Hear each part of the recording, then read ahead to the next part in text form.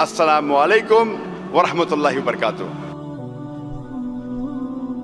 پر مجھے لگتا ہے کوئی نہ کوئی سپریم پاور ہے, کوئی شکتی ایسی تو ہے جو آپ کی ہیلپ کرتی ہے اس سمے, کیونکہ ایک اچھی انٹینشن کے ساتھ جا رہے ہو کہ لوگوں کو ہنسانے جا رہا ہوں, تو مجھے لگتا ہے پھر کچھ اوپر والا آپ کی ہیلپ کرتا ہے, اس سمے آپ کو کول ڈاؤن کر دیتا ہے, ہو جاتی ہیں چیزیں. ہم مسلمان اللہ سبحانہ و تعالیٰ کو عربی لفظ اللہ سے پکارنا کیوں پسند کرتے؟ ہم مسلمان اللہ سبحانہ و تعالیٰ کو عربی لفظ اللہ سے پکارنا پسند کرتے کیونکہ یہ عربی لفظ اللہ یونیک ہے, ہٹ کے ہے, الگ ہے, اس میں کوئی انسان ملاوٹ نہیں کر سکتا. باقی جتنے اللہ کے جو ترجمے ہیں اس میں انسان ملاوٹ کر سکتا ہے. مثال کے طور پہ انگریزی میں کہتے ہیں گاڈ,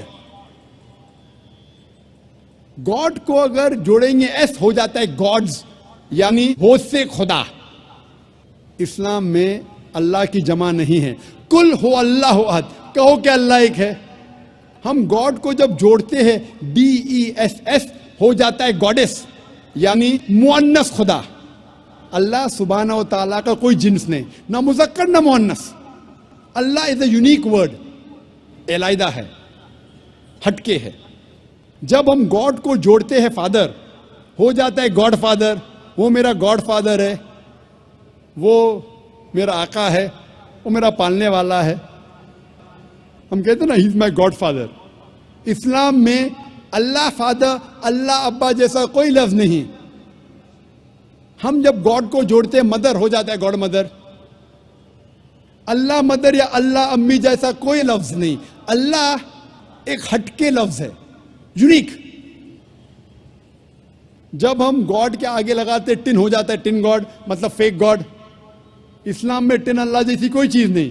اسی لیے ہم مسلمان اللہ کو عربی لفظ اللہ سے پکارنا پسند کرتے ہیں. اور جتنے بھی ترجمے ہیں وہ صحیح ترجمے نہیں. مثال کے طور پہ اردو میں ہوتا ہے خدا, خدا کا ہو جاتا ہے خدا او. ہندی میں کریں گے دیو, ہو جاتا ہے دیوی, دیوتا. ایشور ہو جاتا ہے پرمیشور. سب میں ملاوٹ ہو سکتی ہے. اسی لیے میں کہتا ہوں ہم مسلمان اللہ کو عربی لفظ اللہ سے پکارنا پسند کرتے. لیکن جب کوئی مسلمان غیر مسلمان سے اللہ کا ذکر کر رہا ہے اور وہ غیر مسلمان اللہ کے بارے میں نہیں جانتا ہے, اور جب آپ اس کا ترجمہ کرتے انگریزی میں گاڈ یا اردو میں خدا, تو مجھے کوئی اعتراض نہیں. لیکن میں آپ سے یہ کہنا چاہتا ہوں کہ گاڈ یا خدا یا ایشور اللہ سبحانہ و تعالی کا صحیح ترجمہ نہیں ہے. لیکن دعوتی میدان میں جب غیر مسلمان سے آپ بات کر رہے, جس طریقے سے میں آج تقریر میں خدا کہہ رہا ہوں, گاڈ کہہ رہا ہوں, تو دعوتی کام کے لیے چل جائے گا. لیکن پھر بھی یاد دلانا چاہتا ہوں کہ یہ گاڈ, خدا, ایشور اللہ کا صحیح ترجمہ نہیں ہے. اور اللہ سبحانہ و تعالی کی جو صفت ہے وہ یونیک ہونا چاہیے, ہٹ کے, الگ. جب بھی آپ صفات بیان کریں گے فوراً صرف اللہ کی طرف ان صفات کا اشارہ ہونا چاہیے. اگر وہ صفت اللہ کے علاوہ کسی اور کی طرف اشارہ کرتی ہے تو وہ صحیح صفت نہیں ہے. مثال کے طور پہ آپ جانتے ہوں گے ایک انسان جس کا نام تھا نیل آرمسٹرانگ. آپ شاید جانتے ہوں گے کہ سب سے پہلا انسان جس نے چاند پر قدم رکھا اس کا نام تھا نیل آرمسٹرانگ. آپ جانتے ہیں کہ نہیں؟ جانتے ہیں کہ نہیں؟ جانتے ہیں, ماشاء اللہ, آپ کا علم بہت گہرا ہے. اگر میں کہوں گا کہ نیل آرمسٹرانگ ایک ایسٹروناٹ تھا, میں صفت تو صحیح ہے, لیکن جب میں اس صفت کو الٹا کروں گا, ہو واز این ایسٹروناٹ, کون ایسٹروناٹ تھا, آپ ہزاروں انسان کا نام لے سکتے جو ایسٹروناٹ تھے. وہ ایک یونیک صفت نہیں ہے. اسی طریقے سے میں کہوں گا کہ نیل آرمسٹرانگ ایک امریکن تھا. صفت تو صحیح ہے لیکن یونیک نہیں ہے, علیحدہ نہیں ہے, ہٹ کے نہیں ہے. اگر میں اس سینٹینس کو الٹا کروں گا, who was an American, American کون ہے؟ آپ لاکھوں نام دے سکتے ہیں جو امریکن ہیں, تو ایسی صفت دو جو صرف اس شخص کی طرف اشارہ کرے. مثال کے طور پہ میں کہوں گا Neil Armstrong was the first man who set foot on the مون.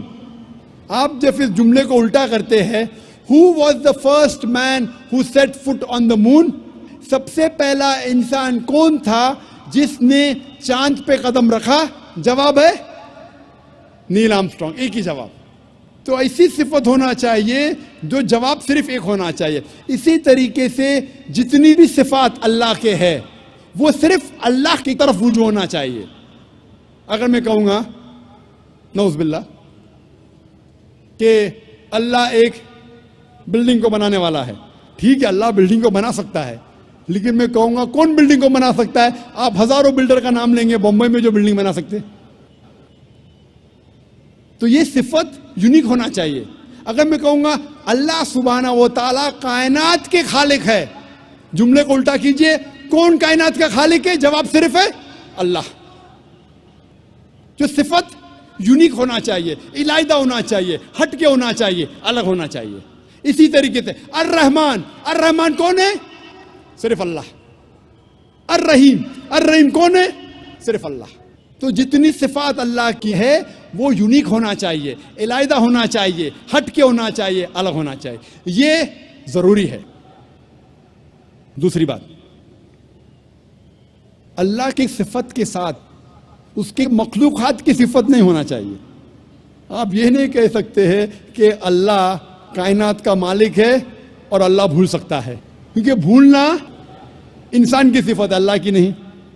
تو صحیح صفت کے ساتھ غلط صفت نہیں جوڑ سکتے. اور اگر 3-4 صفتیں اللہ کی, صرف اللہ کی طرف آپ کو رجوع کرنا چاہیے, اور ساری صفات صرف اللہ کی ہونا چاہیے, دوسری کسی کی نہیں. یہ ضروری ہے. پھر کچھ انسان مجھ سے کہتے ہیں کہ یہ خدا صرف ایک کیوں, ایک سے زیادہ کیوں نہیں ہو سکتے؟ قرآن مجید میں لکھا ہے سورہ انبیاء میں سورہ نمبر 21 آیت نمبر 22 میں, اگر ایک سے زیادہ خدا ہوتے تو اس کائنات میں کنفیوژن ہوتا اور آپس میں جھگڑا ہوتا. اگر ایک سے زیادہ خدا ہوتے تو کائنات میں کنفیوژن ہوتا, آپس میں جھگڑا ہوتا ہے. اسی لیے خدا ایک ہی ہو سکتا ہے. میں جانتا ہوں کئی دیگر مذاہب میں لوگ غلط تصور کرنے کے بعد یہ سمجھنے لگتے ہیں کہ بہت سے خدا ہے, اور ایک خدا دوسرے خدا سے جھگڑ رہا ہے, ایک خدا دوسرے خدا کی مدد لیتا ہے تیسرے خدا کو ہرانے کے لیے, ایک خدا دوسرے خدا کا قتل کر رہا ہے. تو قرآن میں صحیح لکھا ہے سورہ انبیاء میں سورہ نمبر 21 آیت نمبر 22 میں کہ کئی میتھالوجیز میں اگر ایک سے زیادہ خدا ہوگا تو آپس میں جھگڑا ہوگا. لکھا ہے سورہ مومنون میں سورہ نمبر 23 آیت نمبر 91 میں کہ اللہ ڈز ناٹ بیگٹ اے سن, اللہ سبحانہ و تعالیٰ بیٹا نہیں جنتا. اور اگر ایک سے زیادہ خدا ہوتے تو ہر خدا اپنی چیز لے کے دوسرے پہ تھوپتا. اسی لیے خدا صرف ایک ہی ہو سکتا. اور کچھ لوگ سمجھتے ہیں کہ ایک الگ خدا ہے ہوا کے لیے, الگ خدا ہے آگ کے لیے, الگ خدا ہے پانی کے لیے.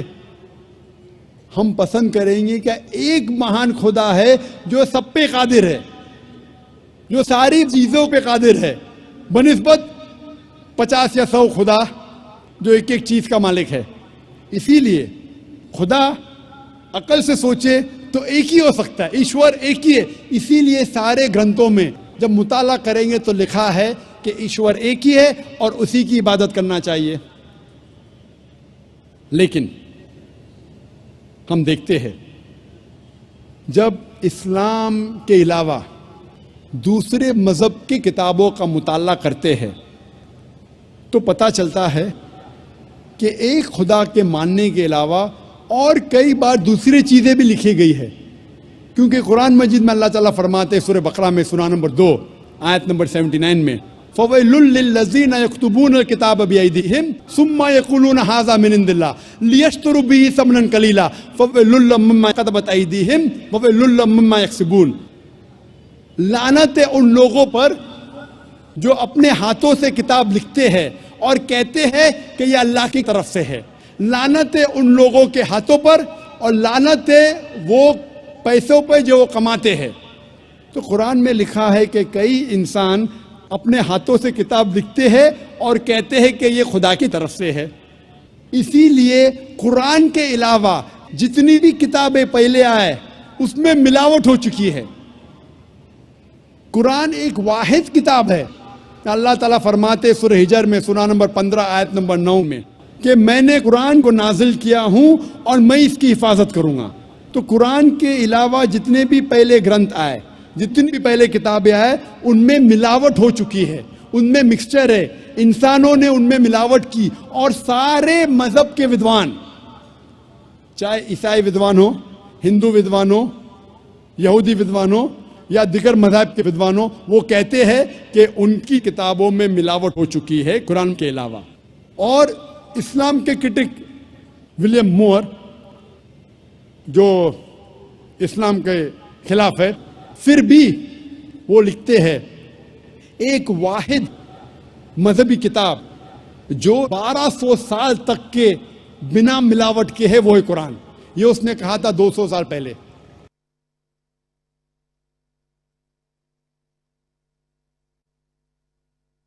دشمن اسلام بھی کہتے ہیں کہ قرآن میں ملاوٹ نہیں ہے۔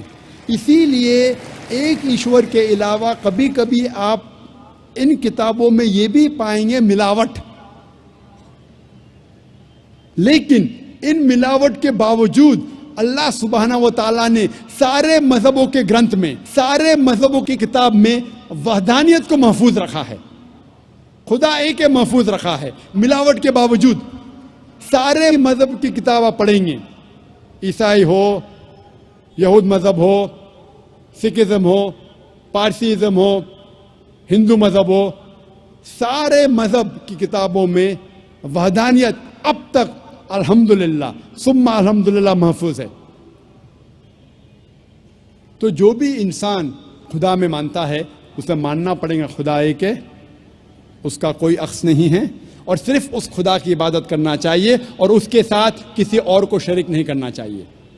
کچھ لوگ ہوتے ایگنوسٹک مطلب خدا کے بارے میں کہتے بھی نہیں ہے، یہ بھی نہیں کہتے کہ نہیں، انہیں کہتے ایگنوسٹک۔ کچھ لوگ ہوتے ایتھیسٹ، خدا میں نہیں مانتے۔ یہ لوگ اگر میری تقریر سنیں گے جو پہلے سال کے کانفرنس میں نے دیا تھا انگریزی میں، از دا قرآن گاڈز ورڈ، کیا قرآن خدا کا کلام ہے؟ اگر کوئی بھی انسان جو ان بائسڈ ہے کھلے ذہن سے اس تقریر کو سنیں گا، اسے انشاءاللہ یقین ہوگا کہ یہ قرآن مجید اس خدا کا کلام ہے اور خدا ایک ہے اور اس کی عبادت کرنا فرض ہے۔ جی خوش آمدید دوستو، امید کرتا ہوں ویڈیو آپ نے پوری دیکھی ہوگی اور آپ کو پسند بھی آئی ہوگی۔ میرے بھائیو دوستو، اللہ تعالیٰ نے ہمیں مسلمان پیدا کیا اور اللہ تعالیٰ نے ہمیں سمجھانے کے لیے ایک بہت بہترین مذہب اسلام ہمیں دیا۔ قرآن میں اللہ تعالیٰ فرماتے ہیں الیوم اکملت لکم دینکم واتممت علیکم نعمتی ورضیت لکم الاسلام دینا، کہ ہم نے آپ کے لیے دین اسلام جو ہے نا اس کو پسند کیا۔ اب بات یہ ہے کہ ہم مسلمان ہمیشہ سے صرف ایک اللہ کو مانتے ہیں۔ اگر ہم مسلمان سے کوئی پوچھے تو ہم کہیں گے کہ قرآن میں اللہ تعالیٰ فرماتے ہیں قل هو اللہ احد، اللہ تعالیٰ ایک ہے، اس کے سوا کوئی معبود نہیں، ہمیشہ سے ہے، ہمیشہ رہے گا۔ اب اگر آپ اسلام سے ہٹ کر کسی دوسرے مذہب کی بات کریں، مثال کے طور پر آپ عیسائیت کی طرف جائیں تو عیسائیت جو ہے نا وہاں پر لوگ 3 خداؤں کو مانتے ہیں، عیسیٰ علیہ السلام کو، اللہ تعالیٰ کو، اور اسی طرح ایک ہولی اسپرٹ کا نام دیا گیا، 3 خداؤں کو وہ مانتے ہیں۔ تو مختلف خداؤں کو ماننا اور یہ دوسرے مذہبوں کا کام ہے۔ اسلام اور مسلمانوں کا کام یہی ہے کہ وہ صرف اور صرف ایک اللہ کی عبادت کرے۔ اب اس ویڈیو میں آپ نے دیکھا کہ کپل شرما کہہ رہے ہیں کہ جب میں لوگوں کو ہنسانے کی کوشش کرتا ہوں، لوگوں کا ہنسانے کا کام کرتا ہوں، تو بس میرے خیال سے یہی ایک خدا کا روپ ہے۔ تو میرے بھائیو دوستو، یہ سب کے سب علم کی کمی ہے۔ اللہ تعالیٰ کو اللہ تعالیٰ اس لیے کہتے ہیں کیونکہ قرآن میں اللہ تعالیٰ کے لیے 99 نام ہے۔ اللہ تعالیٰ قرآن میں فرماتے ہیں وَلِلَّهِ الْأَسْمَاءُ الْحُسْنَى فَادْعُوهُ بِهَا، اللہ تعالیٰ کے لیے بہت سے خوبصورت نام ہیں، تو انہی ناموں سے اللہ تعالیٰ کو پکارا کرو۔ العزیز، الجبار، المتکبر، تو یہ سارے نام اللہ تعالیٰ نے دیے ہیں، اسی ناموں سے ان کو پکارا کرو۔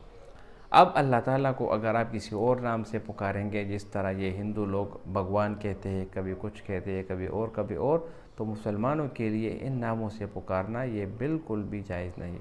اسی طرح یہ ہندوؤں کا عقیدہ ہے، وہ بچوں کو بھگوان کا نام دیتے، کہتے ہیں کہ بچوں میں بھگوان کا روپ ہوتا ہے۔ تو یہ ساری سنی سنائی باتیں اگر آپ سنیں گے تو آپ کو عجیب لگے گا، یہ سارے غلط قسم کی باتیں ہیں، ان پر آپ نہ جائیں۔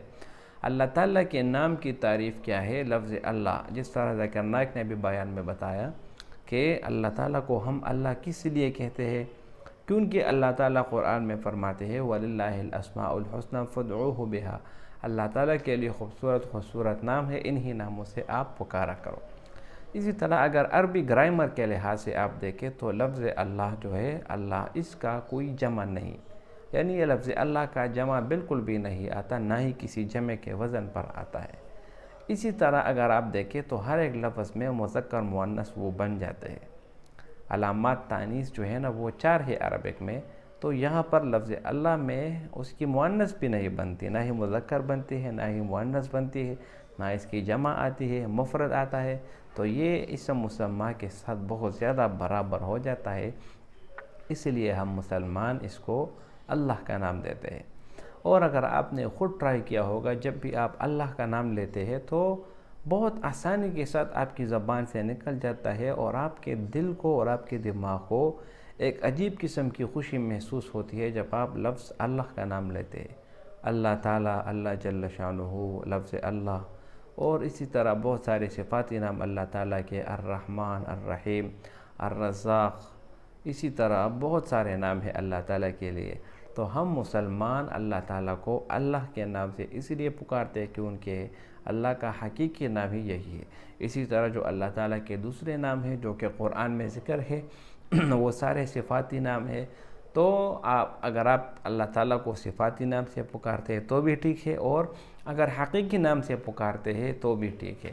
اس کے علاوہ اگر کوئی دوسرا نام کوئی پکارے جو کہ قرآن میں حدیث میں نہ ہو تو وہ ان ناموں سے اللہ تعالیٰ کو پکارنا بالکل بھی جائز نہیں۔ امید کرتا ہوں ویڈیو آپ کو پسند آئی ہوگی۔ اگر ویڈیو آپ کو پسند آئے اس چینل کو سبسکرائب کریں۔ بہت شکریہ۔